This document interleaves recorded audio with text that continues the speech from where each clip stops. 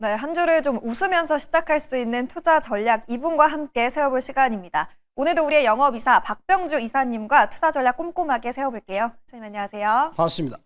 저희 오늘도 먼저 종목 이야기에 앞서서 이슈부터 다뤄봐야 될 텐데요. 이슈는 저희 반도체 그리고 바이오에 대한 전략 세워보도록 하겠습니다.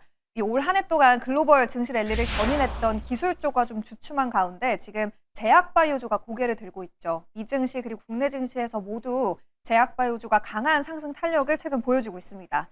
지난주에 또 IT 투톱이 크게 빠지면서 마감을 했고 지수를 좀 끌어내렸죠. 반도체주 그리고 바이오주 양쪽 모두 지금 전략을 어떻게 세워봐야 될지 궁금한데 지난주 금요일장 미증시에서 또 기술주가 다시 반등하려는 움직임이 보이긴 했거든요. 양쪽 지금 전략 어떻게 세워봐야 될까요? 제가 오늘 또 이제 삼성전자 하이닉스 조금 말씀드리겠습니다. 오, 네. 자, 다음 내용을 보도록 하겠습니다. 보시면 우리 제약바이오가 특히 그 에이벨 바이오가 지난주에 고가 대비한다면 92% 올랐습니다. 와. 일주일 만에 엄청나게 올랐어요. 네. 특히 이제 일라일리하고 약 3.8조 원 신약 기술 수출을 했는데, 자, 그러면 우리는 이제 그거를 다 알고 있습니다. 제가 준비한 게 뭘까요? 앞으로 제2의 에이벨 바이오가 될 수 있는 후보들은 누굴까요? 제가 준비한 사진을 보겠습니다.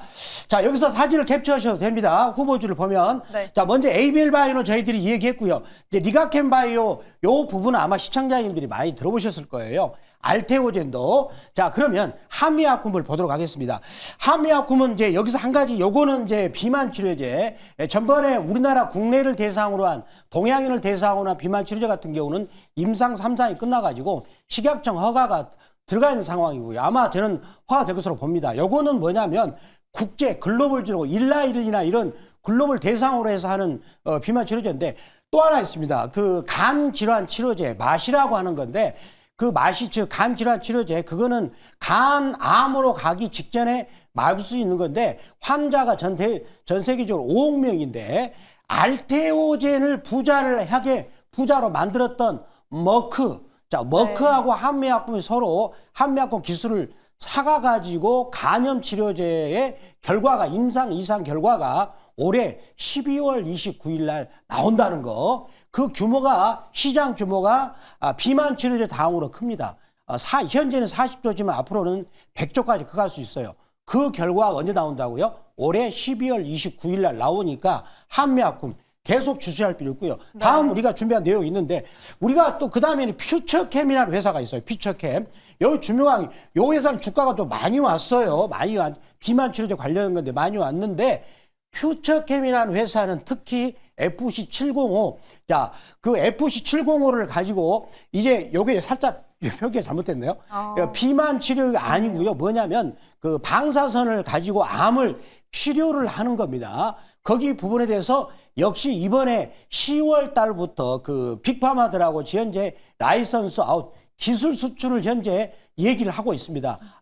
지금 회사에서 희망하는 가격은 2조에서 3조 정도를 희망하고 있는데, 현재 시가총액이 6,600억이니까 만약에 그게 협상이 잘 돼가지고 수출이 된다면 지금 현재 주가에서 더 껑충 오를 수 있는 여력이 있기 때문에 퓨처캠, 자, 주목할 필요 있다라고 볼 수 있겠고요. 네. 그 다음에 한올 바이오파마도 바토클리마입니다. 바토클리마라는 거 뭐냐면은 우리가 눈이 굉장히 막 돌출하면서 아픈 증상이 있습니다. 그리고 근육이 막 자기 스스로 빠지는 현상이 있는데, 그거를 치료하는 자가 면역 치료제인데, 요것도 지금 임상 결과가 12월 달에 나오게 됩니다. 물론 데이터는 내년에 이제 나오게 되는데, 그렇지만 요거는 이제 세계 최초로 신약이고 시장 규모가 5조가 되기 때문에 계속 주시할 필요 있다라고 말씀드리고요. 그 다음에 이제 셀트리온도 뭔가 준비하고 있는 거다라고 말씀드리고, 그 외에도 다른 기업들은 내가 또 그 외에도 많은 기업들이 있는데, 그거는 또 아침에 8시 무료 방송에서 말씀드리도록 하겠습니다. 네, 바이오 관련해서 좀 눈여겨볼 종목들 정리해 주셨고요.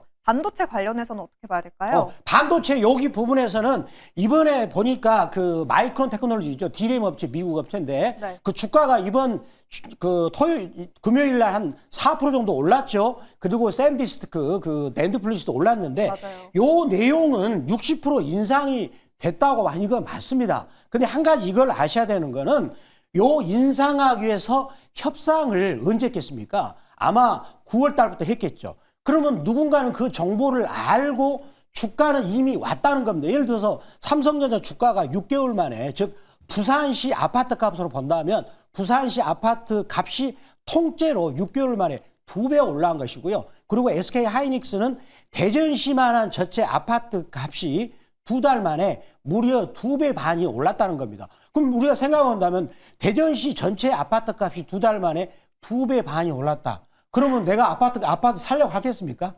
아니겠죠. 그렇죠. 그러면 내가 2달 전에 산 사람들은 그래 내가 한번 팔겠다 생각하고 신규로 사람들은 의심하겠죠. 왜? 너무 올랐으니까 내가 혹시 꼭대기 사면 어떨까? 라게 생각해 본다면 그런 관점에서 우리가 현재 SK 하이닉스나 삼성전자의 주가의 상승률을, 즉 이격도가 그만큼 왔기 때문에 네. 왔는데 이런 호재가 이제 나온다. 항상 그렇습니다. 아파트 값도 많이 오르고 나서 개발 호재가 터지거든요. 누군가는 그 개발 호재를 알고 싸게 산 사람이 있겠죠. 그런 사람들 팔아먹을 수 있겠죠. 역시 주식도 이런 호재들이, 결정적 호재가 뒤늦게 나왔을 때 과거에 주가가 얼마나 올랐나, 이격도, 요거를 항상 생각할 필요 있다. 그런 관점에서 이런 호재가 나오더라도 신규 매수는 조금 조심할 필요 있다라고 말씀드리고, 뭐 갖고 있는 분들은 자기 밥그릇 크기대로 드시면 되겠죠. 네. 그러니까 지금 시장의 주인공이 제2의 ABL 바이오를 찾자로 주목이 되고 있는데 그 네. 후속주로 움직일 수 있는 종목들을 정리해 줬고요. 반도체 같은 경우에는 그동안 많이 올랐기 때문에 반등이 나올 수는 있지만 그 폭이 그렇게 크지는 않을 수 있다라는 전망 남겨주셨습니다. 저희 이제 리뷰 시간으로 들어가 볼 텐데요. 오늘 바이오 안에서 셀트리온 점검해 보도록 하겠습니다. 셀트리온 저희가 지난주에 2주 전에 매수를 했었죠. 11월 5일에 매수를 했었고요. 1차 목표가 18만 8,500원, 그리고 2차였던 20만 2천원까지 터치를 했습니다. 수익률은 15.4%를 기록하고 있고요. 셀트리온이 최근에 긴 박스권을 뚫어냈어요. 지금 급등 이후에 지난주 금요일장 부진한 시장 속에서도 플러스권으로 마감을 했거든요. 근데 윗꼬리를 좀 길게 달아서 차트 지금 어떻게 분석해 봐야 될까요? 저는 그 윗꼬리는 매물 소화했다 보면 될 것 같고요. 네. 제가 뭘 그려놨죠? 악어 입이죠. 여기하고 여기 비슷하죠? 자, 악어 입을 이렇게 앙 다물고 벌어지면 그때는 악어가 뭘 먹이를 잡으러 가는 힘이 세잖아요. 그렇게 생각하시면 됩니다. 그럴 때 주가가 올라가잖아요. 올라가죠? 그 다음에 여기도 비슷하죠? 근데 마지막 한 가지 비밀이 있는데, 잔망경의 비밀입니다. 내가 그 얘기는 좀 나중에 하고 싶어요. 진짜 비밀이 있는데, 그 잔망경 비밀만 안다면, 즉, 네. 일목균형표에서 그 비밀만 안다면, 여기서는 진짜 가는 그림이다라고 생각할 수 있겠고, 또, 셀트리온이 아마 이제 승계 작업, 서정진 회장이 자식들한테 승계 작업이 뭔가 지금 잘 되고 있다고 봅니다. 그게 가장 큰 걸림돌이었는데, 그렇다면 이제 우리 아들들이 잘하고 있어요라고 하는 소식들이 계속 나오면서, 그러면 승계 작업이 자발적으로 이루면서 주가도 올라가지 않을까라고 말씀드리도록 하겠습니다. 그러면 이사님 지금 셀트리온 상방은 좀 얼마나 열어두세요? 저는 일단은 한 26만 원까지 고까지 열어두도록 하겠습니다. 거기에 비밀은 일목균형표에 있다. 그런 것들은 제가 무료 방송에서 말씀드리겠습니다. 중장기적으로는 26만 원, 그러면 단기적으로 3차 목표가 얼마로 잡아볼까요? 다음에 목표가는 제가 21만 원 설정하면서 또 달성되면 또 차차차 말씀드리도록 하겠습니다. 네, 셀트리온 이번의 상승은 조금 다르다라는 진단과 함께 우선 3차 목표가는 21만 원까지 상향 조정해 보도록 하겠습니다. 저희 이제 종목으로 들어가 볼 시간인데요. 이사님, 이번 주를 잘 이겨낼 수 있는 첫 번째 주력 상품 바로 한번 알려주세요. 자, 그 종목은 바로 대신증권이 되겠습니다. 네. 자, 지금은 약간 시장의 변동성이 있을 때는 기본으로 돌아가자. 그리고 또 재료가 있는 게 뭐냐. 이걸 한다면 시장의 변동성이 있는 가운데 이런 종목들은 저점과 고점을 높여가는 그런 성질이 있죠. 자, 그러면 이 종목의 투자 보도겠습니다. 이번에 9월까지 3분기까지 누적 영업이익 2,481억이고요. 순이익이 1,915. 지금 시가총액이 1조 4천이 좀 넘어서고 있죠. 시가총액 1조 4천이니까 그러면 지금 우리나라 전체 코스피 퍼가 12배니까 자, 이 종목의 적정가는 지금 현재 2조 5천이 돼야 되는데 싸다라는 것이 되겠죠. 그럼 한번 실적 지표를 보면서 제가 요거를 한번 보겠습니다. 우리는 여기서 뭘 봐야 되냐면 밑에 있는 배당 성향을 주목할 필요 있어요. 요거 하고 그다음에 순이익이 보니까 지금 올해 3분기까지 이익치를 본다면 여기 증권사에서 약간 데이터가 좀 밑으로 보수적으로 봤다. 지금 증시가 이 정도로 화랑일 줄 아마 증권사 리포트는 그전에 몰랐을 거예요. 그런데 화랑이 되다 보니까 돈을 잘 벌고 있으니까 이걸 수정해야 되겠죠. 요걸 전체적으로 저는 아마 올해 3,400억, 그 다음에 내년을 이렇게, 왜 그러냐면 과거에 우리나라 증권 이 주식 시장이 이렇게 불이 붙으면 약간 식어주니까 중고사들은 또 올해 하락으로 놓게 봤는데 이것도 대폭 수정해야 한다고 봅니다. 자, 그러면 여기서 주목해야 되는 게 뭐냐면 배당 분리과세가 이제 아마 시작될 겁니다. 네. 올해 정기국회가 12월 9일 날 마감이 됐는데 그 전까지는 세제 개편을 할 거예요. 그러면 배당 분리과세 그 성향 그것을 25% 한다. 그렇게 된다면 원래 세금을 내가 1억을 배당받았을 때 세금을 내야 될 게 4,950만 원인데 거기서 2,750만 원 내니까 무려 2,200만 원이나 절세가 되는 겁니다. 그러면 돈을 많은 사람들 이제는 부동산에서 주식으로 넘을 수밖에 없다. 대신 주가처럼 싼 주식인데 여기서 배당 성향을 보면은요. 지금 53%를 지금 하겠다는 거예요. 네. 53%를.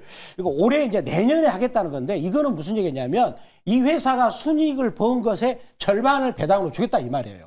그러면 엄청난 배당을 준다는 것이 되겠죠. 그렇죠. 그래서 그리고 또 앞으로는 그 4조 원 자본금을 키워서 이제 IB로 또 하겠다. 그쪽으로 하는 그런 야망도 있기 때문에 주목할 필요 있다고 말씀드립니다.